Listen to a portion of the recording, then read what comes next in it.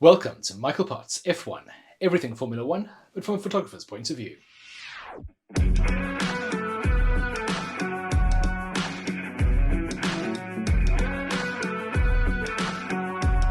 AlphaTauri are the fifth team to show us their 2023 race colours. This livery was a little bit of a surprise to me. It's a slight departure from their normal standard grey and white livery. Their launch party was quite a lavish affair in New York, similar to their sister team Red Bulls. Here they had a fashion show showing off one of their new AlphaTauri fashion lines to coincide with New York Fashion Week. The team welcomes new Dutch driver Nyck de Vries. He'll be joining Yuki Tsunoda, who's in his third season for the team. De Vries is 28 years old. He was born in a town called Uitvillinge in Friesland. This is one of the northern Dutch provinces, and whose flag has hearts and stripes on it, and those can be seen on Nyck de Vries' helmet. He'll be racing in the number 21 car.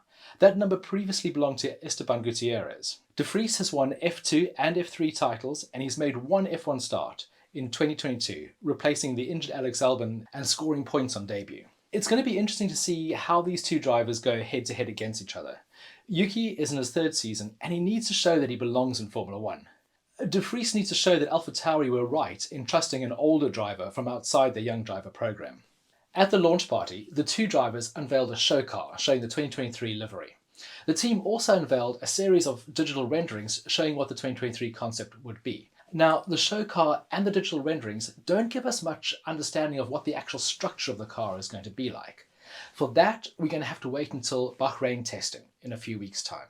So what we have here is only what the team is willing to show us, so don't expect to see their best kept aerodynamic secrets. The most obvious change to this year's car is the addition of the colour red to what was a very simplistic but quite stylistic design from previous years. This is coming from new title sponsor Orlen. You might remember them from the Alfa Romeo of last season. In the past, they were big backers of Robert Kubica, but as the Polish driver is now 38, don't expect to see him joining the AlphaTauri team. The addition of red actually works fairly well and gives the car a great accent colour. It's been applied to the wheel covers, the halo, the barge board, the rear wing. So it's on the car, but it's more on the visual edges of the car rather than fully integrated into the overall scheme. 2020 was the sister team's first season as AlphaTauri.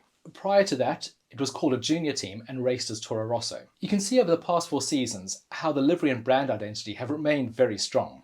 They've been very consistent, but evolving slightly each year. This year's livery is probably closest to the 2020 style, and from the side it looks stunning. It's nicely balanced, it looks very clean, uncomplicated, a very cool livery. It's from the front that the car looks, well, it doesn't look great. There's a large expanse of white on the front that doesn't work with the overall design. It's odd because the side view looks so beautiful and balanced, but the front view is basic. It looks half done, incomplete. Like an important part of the design is missing. Someone's turned off a layer in Photoshop. It looks uncomfortably similar to the Haas design, just not as good.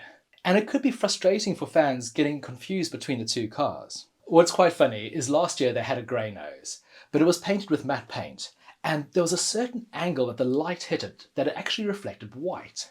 So I was getting last year's car confused with Haas even then. So maybe there's nothing the team can do to avoid being confused with their midfield rivals. There are some very cool new bits on the car. The wheel covers, for example, look absolutely stunning on the renders, and they're going to be really fun to photograph with a slow shutter speed. It's hard to read too much into the renderings, but it looks clear that they are following a sort of general Red Bull concept.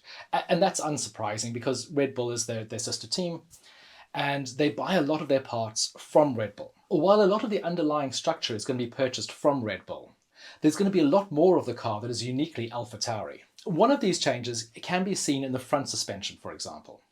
AlphaTauri, along with most teams, have gone for a push rod suspension system, and Red Bull, along with McLaren, are the only teams to use pull rod. This refers to where the suspension rod is mounted on the chassis, and this can be seen here when we compare the two different cars. The Red Bull suspension rod is mounted at the base of the chassis, and that allows them to direct air under the car to increase downforce. Having two different concepts within what is effectively the same team does come across as being a bit strange.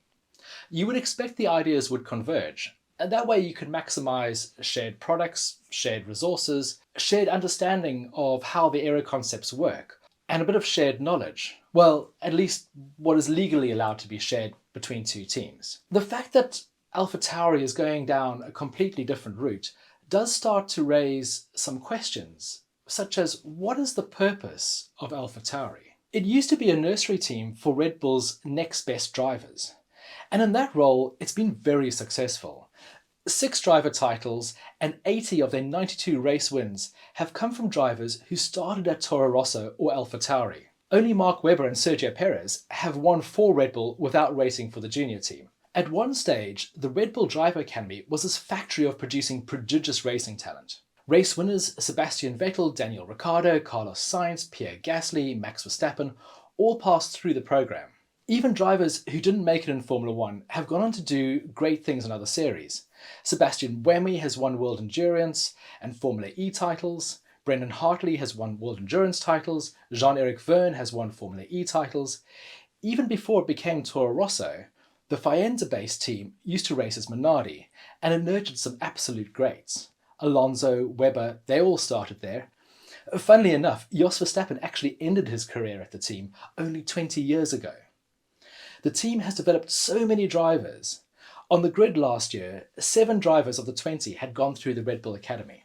But things are changing. Failures at Red Bull by the Academy drivers such as Alex Albon and Pierre Gasly, and to extent Daniel Kvyat, have meant that they've had to hire Sergio Perez from outside the program. And now with Nyck de Vries, a Mercedes prodigy, rather than say Dennis Hauger or Liam Lawson or Jack Crawford or any of the other 12 contracted Academy drivers, it starts to look like the program's breaking down. Ask yourself this: if Max Verstappen was to retire from Formula 1 tomorrow, who would Red Bull get to lead the team?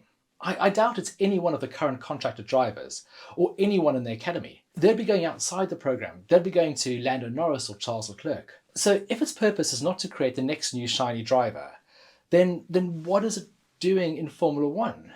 Does AlphaTauri, the clothing brand, get enough of a return of investment to warrant owning a Formula 1 team? With so many other teams wanting to get into Formula 1, the value of AlphaTauri is rising dramatically. At one point, is Red Bull going to decide to sell off its sister team? And if it does, who's going to buy it up? Will it be Honda or Porsche or maybe somebody else?